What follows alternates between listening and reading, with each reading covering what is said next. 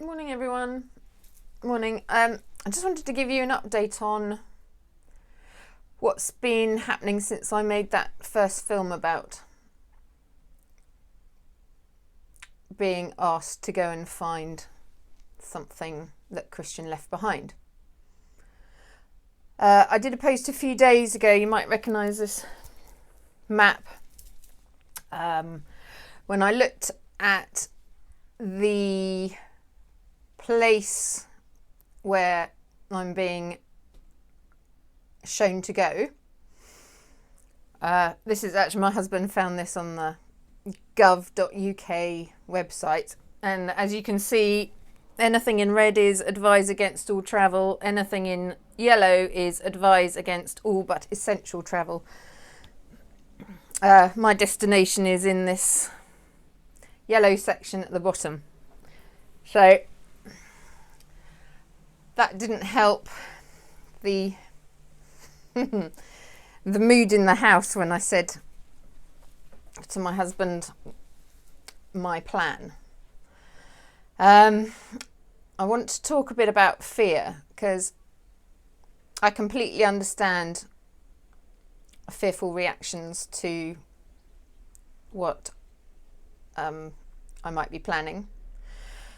I understand where the fear comes from. It comes from things like that, which are outside of your control, which are people and others making decisions for you, i.e. that's too frightening to travel to. There's the risk of terrorists kidnapping you, there's the risk of this and that, and in anybody who has an idea and they think, oh, I'd quite like to do that, and then the fear sets in. Oh my goodness, what are people going to say? I'm too old to be doing this. I've got young children. That's one of my sort of fears at the moment. All these things crowd in your head, and it stops you in your tracks. So I understand where the fear comes from other people's reaction to my proposed trip, and I accept their fears on my behalf. But when I was first searching for Christian, or when the research restarted in 2016, there were always fears there as well. And because my search was on social media and it wasn't actually in the physical search, I pushed on through all those fears and just carried on to my destination, which was always to find Christian. This time I have to put my money where my mouth is, because it's a physical search. And I still have to push on through others' fears for me and my own fears.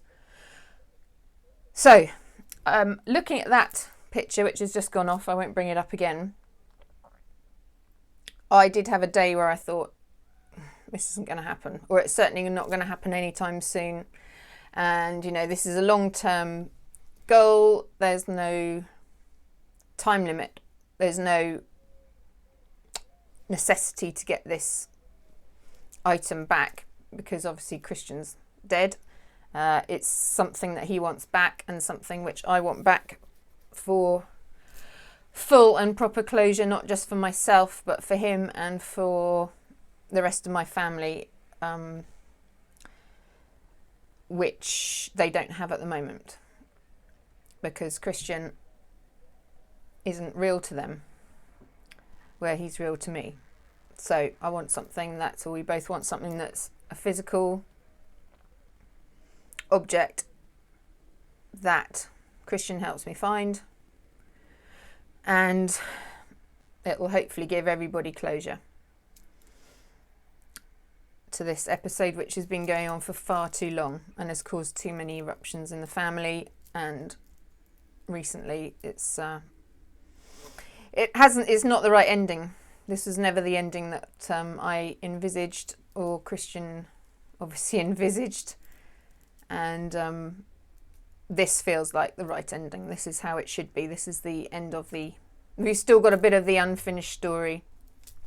And this seems to be the proper conclusion to it, if we can find this object. Although, having said that, I thought finding Christian this way was going to be the end of it all, and it's never the end. There's never an end. However, the next cycle of this is to find this object. So, I understand people's fears. I understand my fears to a certain degree. However, things don't happen if there's fear there. It stops you from doing things. I heard something this morning that courage is fear walking. So, after a day of thinking, ooh, I'm not sure this is going to happen, I decided that I needed to show people that it would be safe for me to do, rather than tell them it's safe for me to do. Two different things completely. Showing is action, telling is just words. And if you think about things and never put them into action, you might as well stop thinking about them. So, I got in touch with a lady called, I'm just going to call her V. She lives in the city where I intend to end up. She helped us with the first search for Christian. And when I emailed to tell her I'd found Christian in my own way, she was very excited for me and completely believed me, which was quite an unusual reaction at the time. So I emailed her, because she still lives in the city, and I said to her, do you think it's safe for me to come out there based on the map that I've been showing you? I got an immediate reply from her, bless her. She says it's safe for me to go out.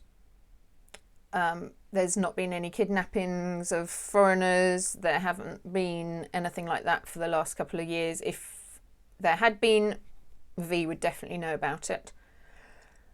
She says there's probably more chance of robbery and pickpocketing, but she said that's just the economic necessity of it. Economic need. So, my thoughts have changed.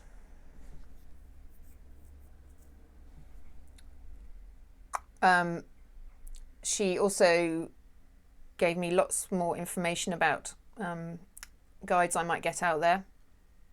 Getting visas and other basic information, like the area where she always thought Christian had gone missing is flooded at the moment because it's rainy season.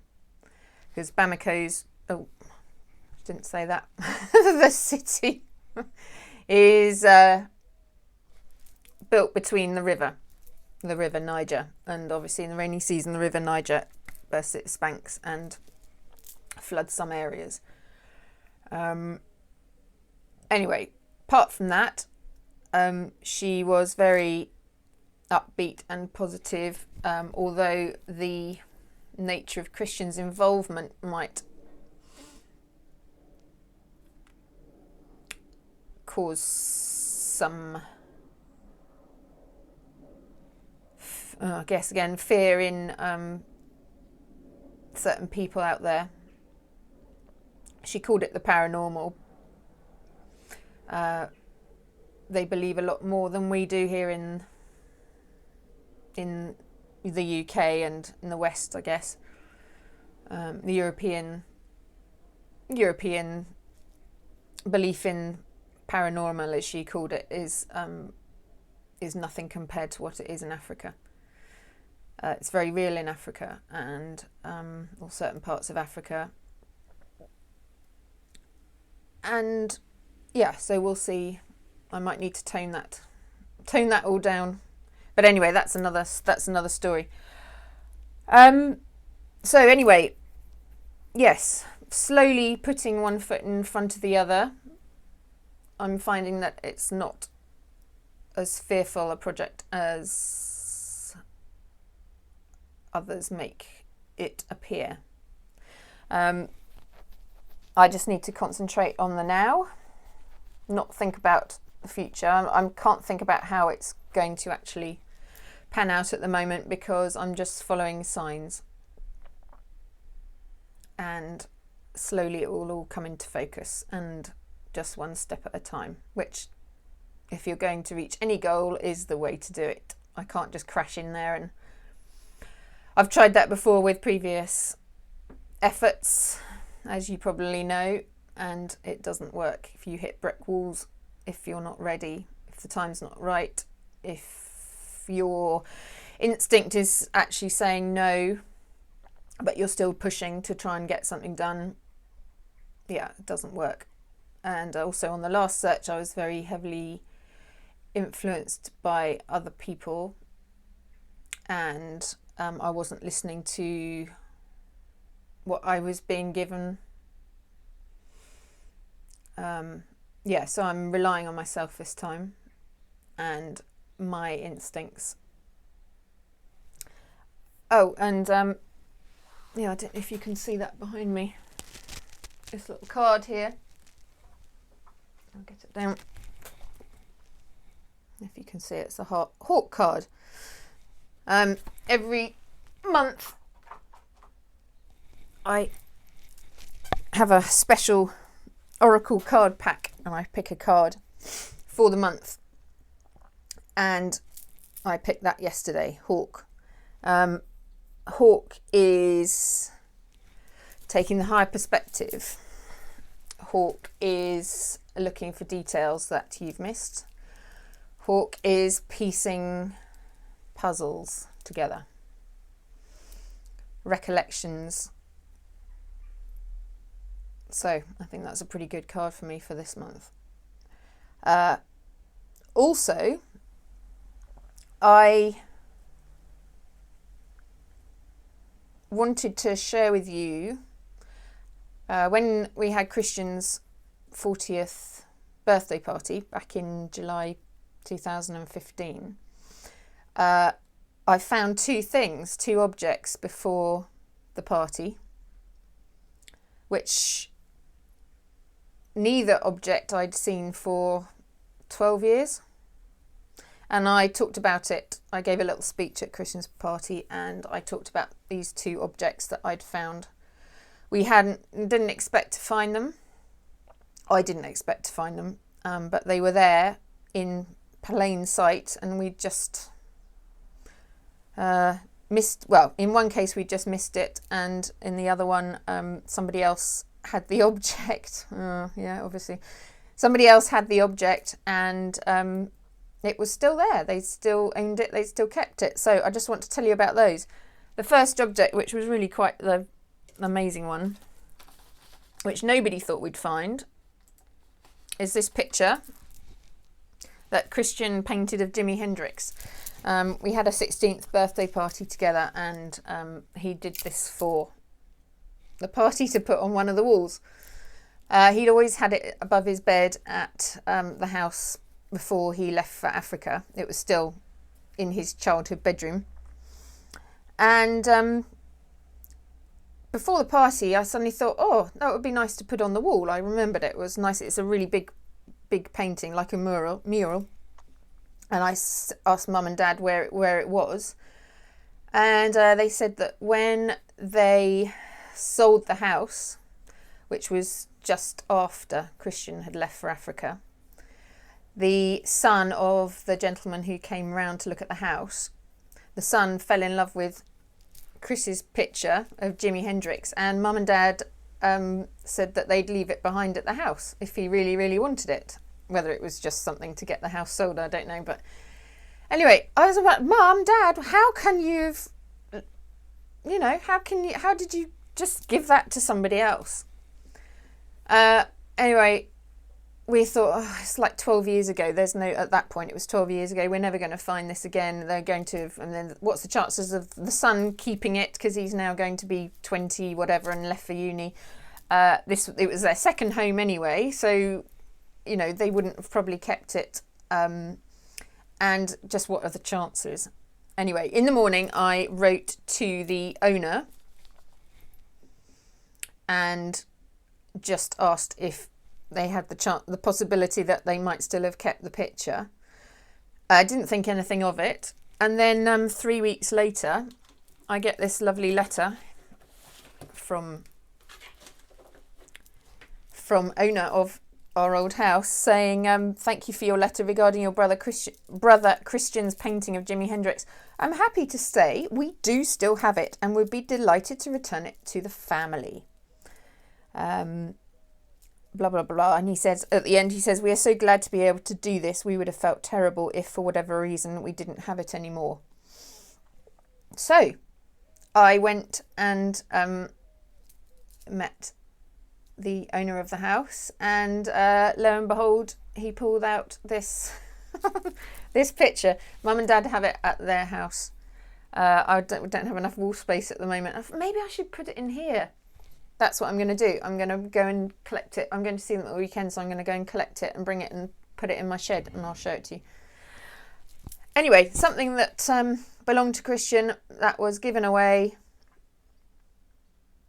and it's returned. Kind of nice. And then the other object that I found just before the party was a book.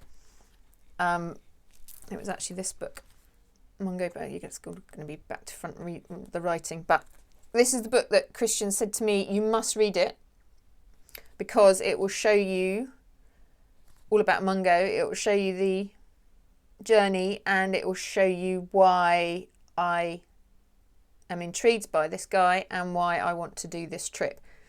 And it's still got his all his markings in it. Like at the back, it's all, I don't know if you can see that, but he's highlighted bits and pieces with his black pen, and he's got his scrawl that nobody can blimmin' read. But anyway, cheeky sod, he says, yeah. Anyway, so that was 12 years ago was the last time I saw this book, and I wanted to find it again for the party. I'm not quite sure why at the time, but I think I was writing something about Christian.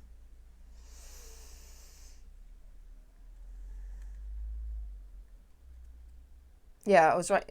You're right. It was. I was writing a proposal